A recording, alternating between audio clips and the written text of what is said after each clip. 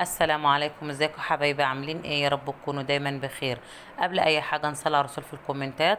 اللهم صل وسلم وبارك على سيدنا محمد وعلى اله وصحبه اجمعين. كمان ما ننساش ندعي لاهالينا واخواتنا في غزه.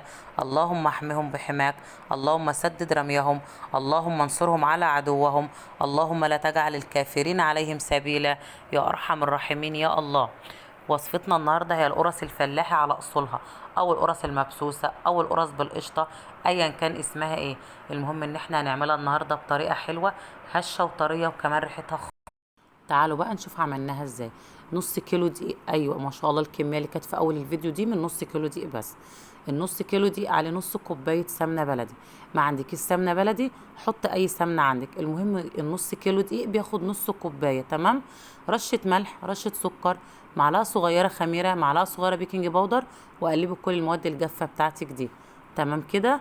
انزلي بقى بنص كوبايه السمنه المتسيحه، هي مش سخنه، هي بس متسيحه، وبسيها كويس جدا مع الدقيق، علشان كده بنسميها قرص مبسوسه. بسيها بقى لحد ما الدقيق يختلط بالسمنه كده، وتبقى كلها ايه، حاجه واحده، تمام. بالمنظر اللي انت شايفاه ده كده. مجرد بقى ما تبسي الدقيق مع السمنه، هنعجن بلبن رايب. لو ما عندكيش لبن رايب، يبقى هتجيبي كوبايه اللبن اللي انت هتعجني بيها، وحطي فيها ربع معلقه خل، ودخلها فرن سخن، هيروب معاكي وهيفصل على طول بعد 10 دقايق بالظبط. بس اهم حاجه انزلي باللبن بتاعك تدريجي، لان كل دقيق بيختلف عن التاني، لحد ما توصلي لعجينه بالشكل اللي انت شايفاه ده. تمام كده، عجينه حلوه طريه بس ما بتلزقش. غطيها بقى وسيبها ترتاح لمده ربع ساعه.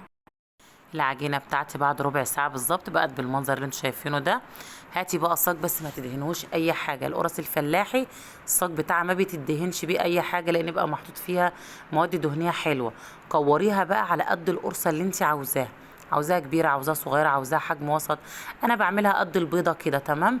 وانت بتكوريها سيبي مسافه بين الكره والتانيه، لانك لسه هتفرديها، وكمان لسه هتخمر، تمام كده. ما شاء الله نص كيلو دقيق عمل معايا الكميه دي، وكمان في لسه صاج صغير كمان. عاوزه بقى في المرحله دي تحشيها براحتك، عجوه او ملبن. بس القرص الفلاحي بصراحه عايزه تستطعميها كده وتحسي بحلاوتها، تبقى ساده، تحسي بطعم السمنه البلدي اللي فيها، وكمان لسه هندهن الوش قشطه. فانت افرديها بقى كده، وسيبيها برضو ترتاح حوالي 10 دقايق او ربع ساعه. بعد ما ريحنا عجينتنا لمدة ربع ساعة بالشكل ده كده، لو عندك بقى معلقتين قشطة وش لبن أو معلقتين قشطة فلاحي، فككيهم بمعلقة لبن حليب ودهني بيها الوش، تمام. ما عندكيش قشطة، يبقى ادهني الوش بلبن حليب بس. ما عنديش لبن حليب، ممكن لبن بودرة. ما عنديش لا ده ولا ده ولا ده، دخليها الفرن كده حلوة قوي، سمنتها حلوة وهتستوي وهتطلع لونها زي الفل، تمام. وبرده نص كوباية السمنة البلدي. لو ما عندكيش سمنة بلدي في العجينة، حطي سمنة من العادية. اللي نقدر نستبدله نستبدله، واللي نقدر نستبعده خالص نستبعده، طالما مش هيأثر على الوصفة. انا هدهن وشها وهدخلها فرن سخن على الرف اللي في النص، درجة حرارة وسط، بتقعد حوالي ربع ساعة. شايفين ما شاء الله شكلها حلو، وكمان هشة وطرية جدا، وريحتها بقى حاجة تانية خيال. ما شاء الله اللهم بارك. النص كيلو دي طلع الكمية الحلوة دي، غير اللي الولاد بألف هنا أكلوه. يا رب الوصفة بتاعتي تكون عجبتكم. وما تنسوش قبل أي حاجة تصلوا على رسول في الكومنتات. اللهم صل وسلم وبارك على سيدنا محمد وعلى آله وصحبه أجمعين. كمان ما تنسوش تدعوا لولادنا وإخواتنا في غزة. اللهم سدد رميهم، اللهم أمدهم بملائكة من عندك، اللهم لا تجعل الكافرين عليهم سبيلا، اللهم انصرهم وفك كربهم يا أرحم الراحمين يا الله. ويا ريت اللي ما تابعنيش يتابعني عشان يوصلوا كل جديد مني.